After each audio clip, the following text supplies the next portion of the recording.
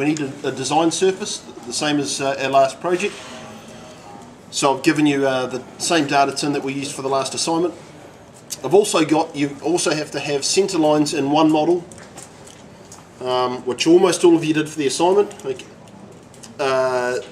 Again, it can be called whatever you like, but it's got to be in one model. Okay, it's going to. This is where the naming conventions will start to become important. What I've given you here is a model of centre lines that actually include, funnily enough,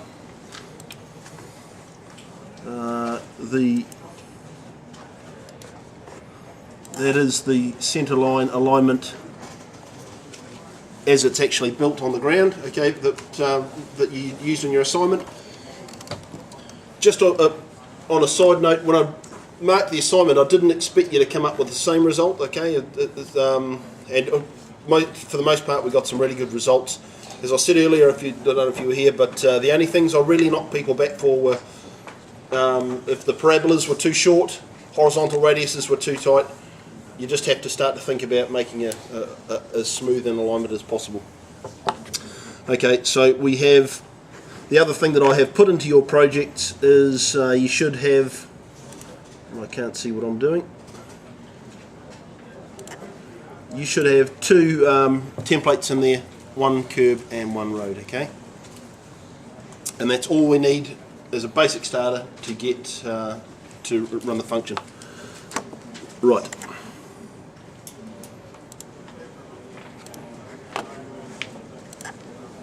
Okay, now we need view toolbars. We need to have our road toolbar that we used the other day turned on.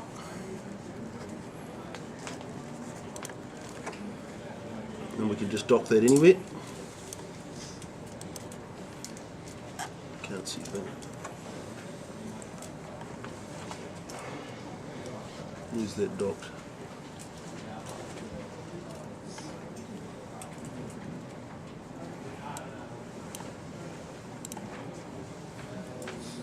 Sorry, I can't even see the screen myself.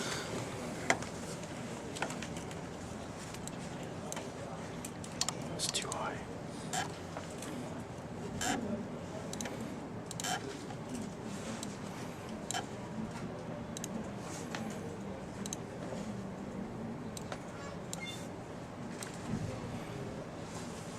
Right, there we go. Apologies. Okay. We've got a couple of different if you look at the right hand side of the toolbar here, working from right to left, we have the commutator curb return that we've previously used. We have a Create Roads curb return commutator, and the next two in here are the ones that we're going to deal with tonight.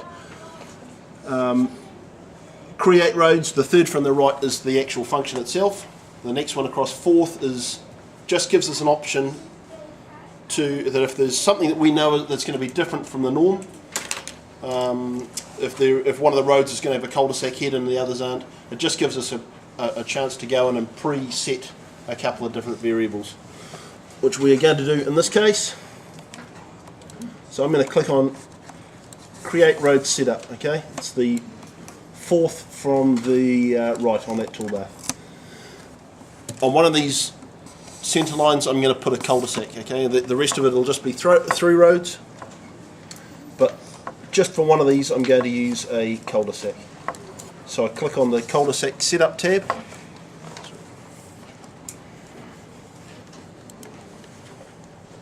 I'm going to put this onto what happens to be my road 2. Okay, so this on the end of this road here, we're going to put a cul-de-sac here. Click on my little pink arrow, I select the centre line in question, and it's just a matter of now coming back and giving it the parameters for the design. So I'm not going to use a bulb offset. Okay, there's we're just going to keep that at 0. I'm going to give it a radius of 11.3. and side fillets of 15 and 15. Okay, and I'm going to click set. So all I've done, hidden in the back of the program now, is it's just whenever I run the create roads function, it's going to stick those design factors onto that cul-de-sac head. And finish. Come up to our third from the right create road. Now this is last week, sort of in the last couple of weeks anyway, we did our fillets. I showed you the long way, then I showed you a faster way of doing the curb returns. This will do the entire subdivisions, curb returns, MTFs, apply minis, the whole lot in about a second. Okay. So the first thing we need to do is come up with a function name, and like all my function names, I try and keep them simple, self-explanatory. So I'm going to call this roads. What's that first one? Okay, this is the first model of centre lines. It's going to look for one model for all the centre lines. Okay, I'm just working from top to bottom here. Just let me know if I'm going too fast. Our model obviously is called centre lines. I don't need a map file. Okay, the next set of options we have here are the templates. It's going to prompt us for which templates. I'm going to pick road for my full width and my carriageway. The curb only is obviously curb. And then the lip line name, in my case, is LOC. Now it all depends, that code is entirely dependent on what you've called it in your template. Okay, so in this case, I'll show you where I've come up with that. Design, templates, create, edit. Under road and curb, that is the first, that is the code that I've used for my lip of channel. Okay? So that'll vary on whatever you guys decide to call it. Right. So in here I'm going to type LOC. Road defaults width. This will overwrite or override, sorry, whatever your template is. My template's exactly the same one we used in class, so it's still at 2.7 meters. This one here is going to make the, well, doesn't matter what that default, what the template says, this will overwrite it. So the default road width for your subdivision will be set here. Now we can go back and we can change that later using modifiers, but this will make every road, unless I tell it otherwise, 3.2 from the centre line to the lip of channel. So I'm going to end up with 3.5 metres per side and a 7 metre carriageway overall. Okay, my turn radius for my curb returns is 10. Again, we can change all of this. Design separation, design arc, where are we? And quite important to pick, although I mean it makes it a lot more flexible if you provide a design surface. We are going to pick tin ground. Okay, self-explanatory so far. That's our inputs. Our outputs, this is exactly the same kind of thing as in the apply mini. Under models, this is where it's going to put, this is where it's going to deposit these, all the different models. Okay. Any apply mini it creates is going to have a prefix of apply. Our curb return function stem is curb return. Now you can change these to whatever you like. Again, sometimes I tend to use slightly different naming conventions, but just for the sake of this is as good as any. Polygons. I'm not going to bother creating any polygons in this. It should. Sorry, I can't see that. Okay, road sections are going to be called that. Polygons, I'm going to select no polygons. Okay. The only reason I turn those off, that you tend to use the polygons for some of the other functions, visualization. It's just one extra model in there that you have to select through if they're all turned on. Okay, I'm just trying to keep it simple. So they're not models that I'm going to use, so I won't bother creating them. Curb returns, turn separation, that's all right. Exactly the same as last couple of weeks. If I make a curb return, I stick it in a model called curb return. Okay, keep it nice and simple.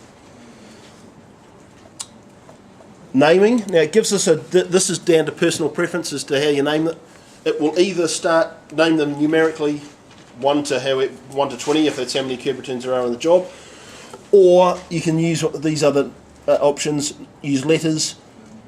I tend to use follow road names, left hand side driving, so that when they come out it's quite easy to see in the list. It just makes more sense that it is the curb return from road 1 into road 2, or road 3 into road 6, or whatever it is. Okay, again it's entirely down to your and I like to put my curb return sections and strings in one model for curb return strings.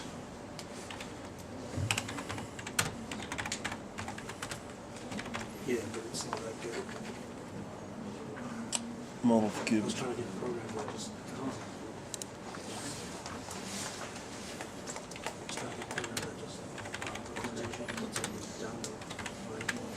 I'll put those in the right order. Sections and strings. but this one's better. I hope you can. Okay. I had to SIT, but they got Slack. They did.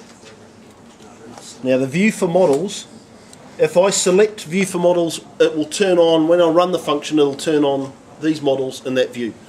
Okay. So I'm going to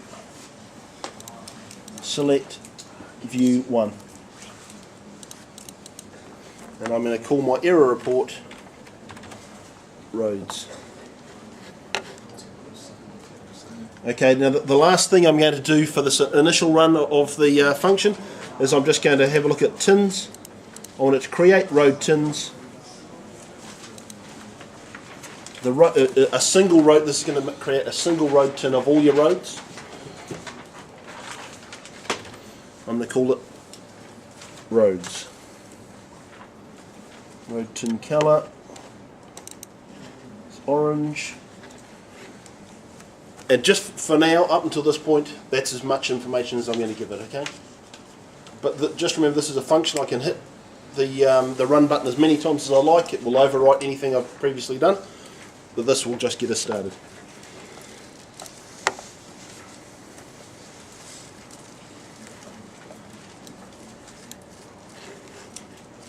And I'm going to click Create.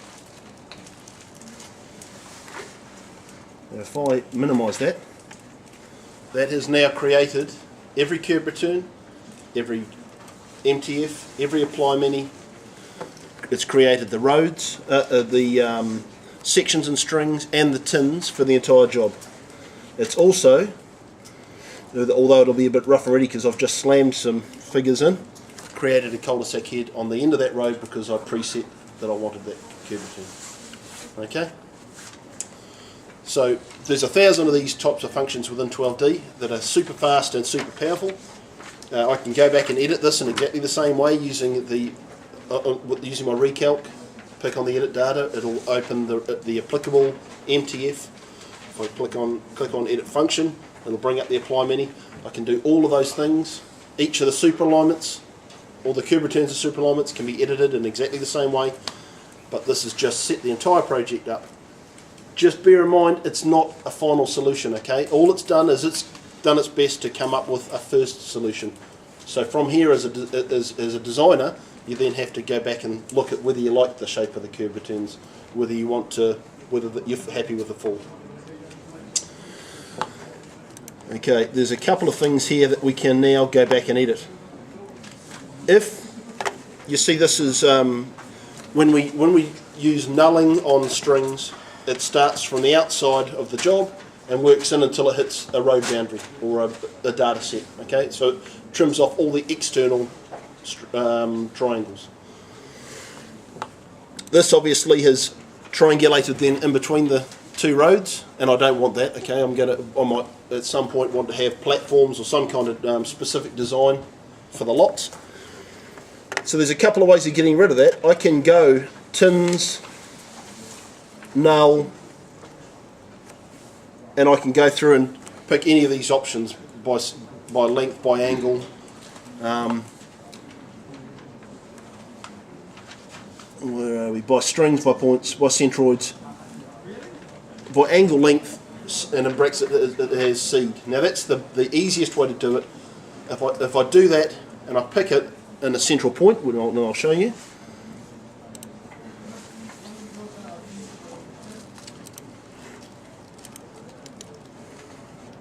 We'll go through here. All I've done is it's prompted me for a central point that I want to use as my seed point, and I can click null. Well, helps if I tell it what I want. Okay, and that's taken those out. But anytime I rerun my function,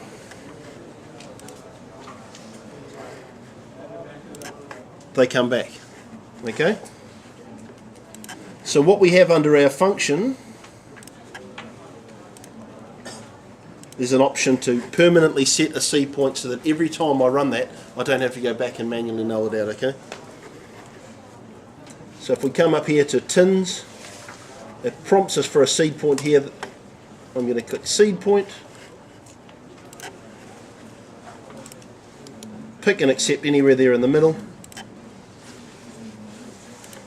Now when I click create, it permanently, every time that function runs, okay, you don't have to deal with those triangles. Can you just do that again? Yep, sure. So all I've done is instead of going and manually picking from that tins null by seed, I've just come along to the tins tab. I've clicked on seed point.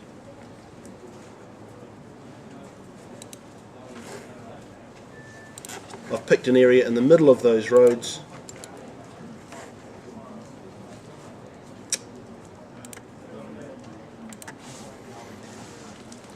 And I've clicked on create.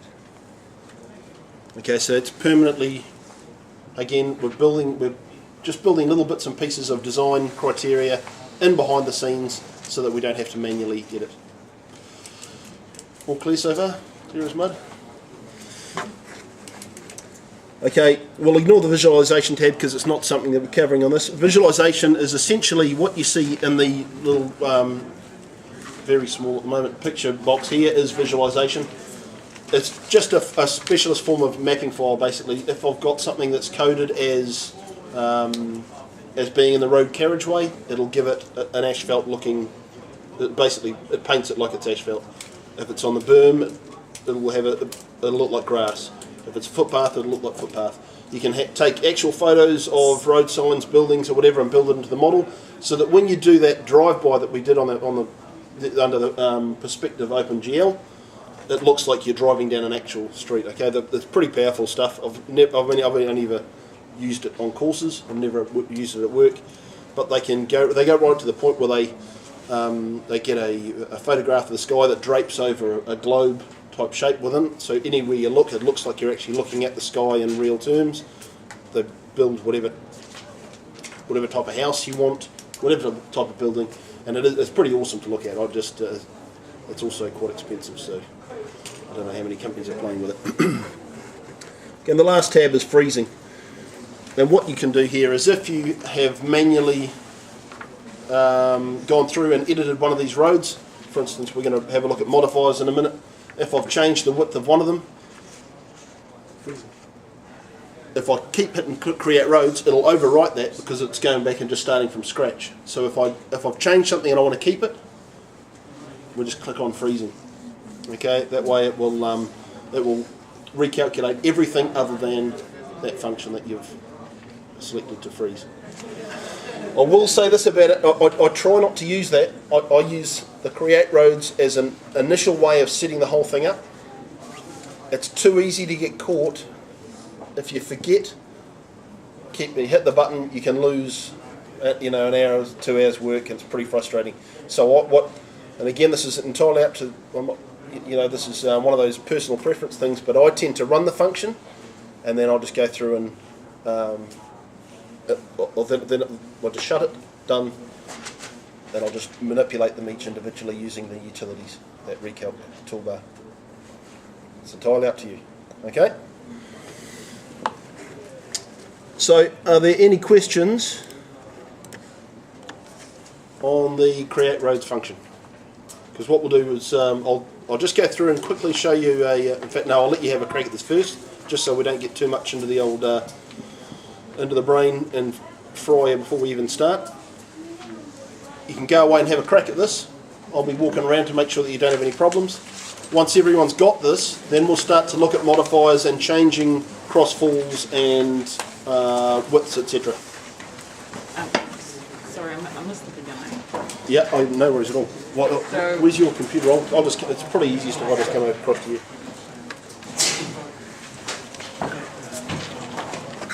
How do I? Oh, sorry, mate, I forget your computer. No, it's okay. Stuff, does it? Sorry, mate, what was that? Oh, is that projector stuff, does it? Yeah, it's we've got someone from IT is going to come and have a look, but we've got a few issues.